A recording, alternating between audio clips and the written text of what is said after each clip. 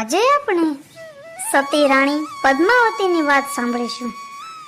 તો રાણી પદ્માવતીનું નામ તો તમે બધાએ સાંભળ્યું જ હશે, અને આજે હું જે ઇતિહાસ કહેવા જઈ રહી છું તેનું ફિલ્મ પણ છે, જેમાં આ ઇતિહાસ દર્શાવાયો છે કે કેવી રીતે રાણી પદ્મની અને ચિત્તોડ રાજ્યની દરેક સ્ત્રીઓ જોહર કર્યું હતું એની કથા દર્શાવાય છે. આ ઇતિહાસમાં ચિત્તોડના રાજા રાવલ રતનસિંહજી અને અલાઉદ્દીન ખિલજી વચ્ચે જે યુદ્ધ થયું હતું તેની વાત કહેવાય છે. તો વાત 12મી અને 13મી સદીની છે. રાણી પદ્મનીના પિતાનું નામ ગંધર્વસેન હતું અને માતાનું નામ ચંપાવતી હતું. રાણી પદ્મનીના પિતા ગંધર્વસેન સિંહેલા પ્રાંતના રાજા હતા. બાળપણમાં પદ્મનીને હીરામણી નામનો એક બોલતો પોપટ હતો, જેની સાથે તેઓ તેમનો મોટા ભાગનો સમય ગાળતા હતા.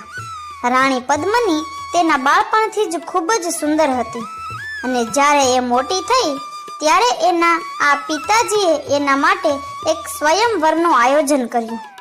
આ સ્વયંવરમાં એણે બધા હિન્દુ રાજાઓ અને રાજપૂતોને આમંત્રિત કર્યા, અને એક નાના પ્રદેશના રાજા મલખાનસિંહ પણ એ સ્વયંવરમાં આવ્યા હતા. રાજવી રાવલ રતનસિંહ પણ પહેલેથી જ પોતાની નાગમતી હોવા છતાં પણ એ સ્વયંવરમાં આવ્યો હતો. પ્રાચીન સમયમાં રાજા એક કરતાં વધુ લગ્ન કરવા માટે જાણીતા હતા, જેથી વંશને વધુ અનુગામીઓ મળે. રાજા રાવલ રતનસિંહ મલખાનસિંહને સ્વયંવરમાં હરાવીને પદ્મની સાથે લગ્ન કર્યા, અને લગ્ન પછી તેઓ પોતાની બીજી પત્ની પદ્મની સાથે ચિત્તોડમાં પરત ફર્યા. તે સમયે રાજપૂત રાજા રાવલ રતનસિંહ ચિત્તોડના શાસક હતા. તેઓ એક સારા ગાયક અને સારા પતિ હોવા ઉપરાંત રતનસિંહ કલાના સંરક્ષક હતા.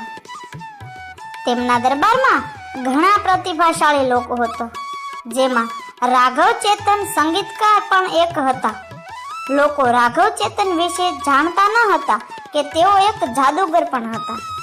તેમણે દુશ્મનને મારી નાખવા માટે તેના દૃષ્ટ પ્રતિભાનો ઉપયોગ કર્યો હતો, અને એક દિવસ રાઘવ ચેતન દુષ્ટ આત્માઓને બોલાવવાનું કામ કરી રહ્યો હતો, અને તે રંગે હાથે પકડાઈ ગયો. આ વાતને ખબર પડી એટલે રાવલ રતનસિંહે ક્રોધિત થઈને એનું મોં કાળું કરી અને ગધેડા પર બેસાડીને પોતાના રાજ્યમાંથી તડીપાર કર્યો. રતનસિંહની આ કઠોર સજાને કારણે રાઘવ ચેતન એનો દુશ્મન બની ગયો. તેમના અપમાનથી ક્રોધિત રાઘવ ચેતન દિલ્હી ગયો, જ્યાં તેમણે દિલ્હીના સુલતાન અલાઉદ્દીન ખિલજીને ચિત્તોડ પર આક્રમણ કરવા માટે એને ઉપસાવવાનું શરૂ કર્યું. દિલ્હી પહોંચ્યા પછી રાઘવ ચેતન દિલ્હી પાસેના એક જંગલમાં રોકાયો, જ્યાં સુલતાન વારંવાર શિકાર કરવા આવે છે. એક દિવસ જ્યારે તેમને ખબર પડી કે સુલતાન શિકાર કરવા જંગલમાં પ્રવેશી રહ્યો છે, તેથી રાઘવ ચેતને પોતાની વાંસળીમાંથી અવાજ કાઢવાનો શરૂ કર્યો. જ્યારે રાઘવ ચેતનની વાંસળીના મધુર સ્વર સુલતાન શિકારી સુધી પહોંચ્યા તો એ વિચારમાં પડી ગયો કે આટલા ઘોર જંગલમાં આટલી સરસ અને મીઠી વાંસળી કોણ વગાડે છે. સુલતાને એ વાંસળી વાદકને પકડી લાવવા પોતાના સૈનિકોને આદેશ આપ્યો.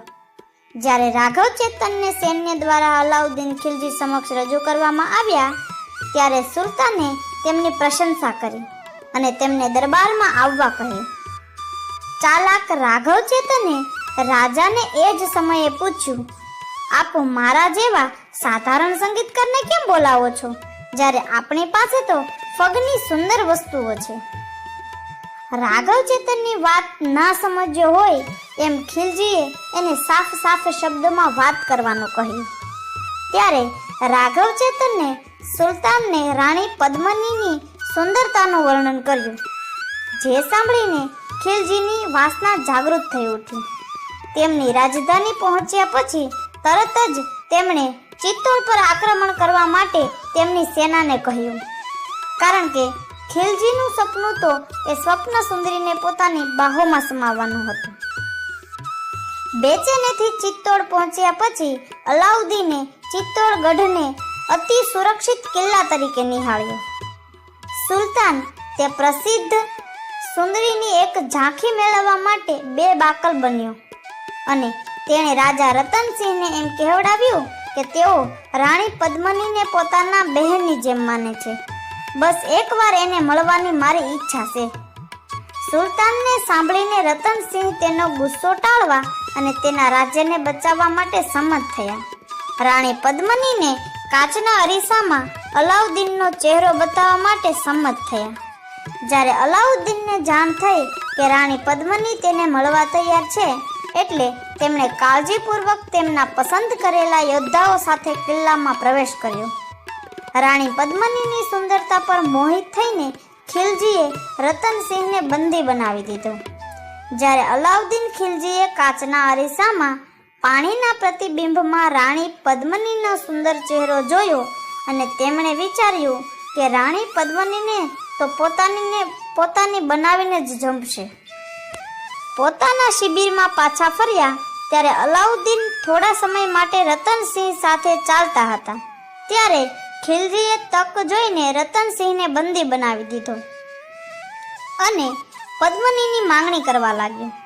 રતનસિંહના બદલામાં તેને રાણી પદ્મનીની માંગણી કરી.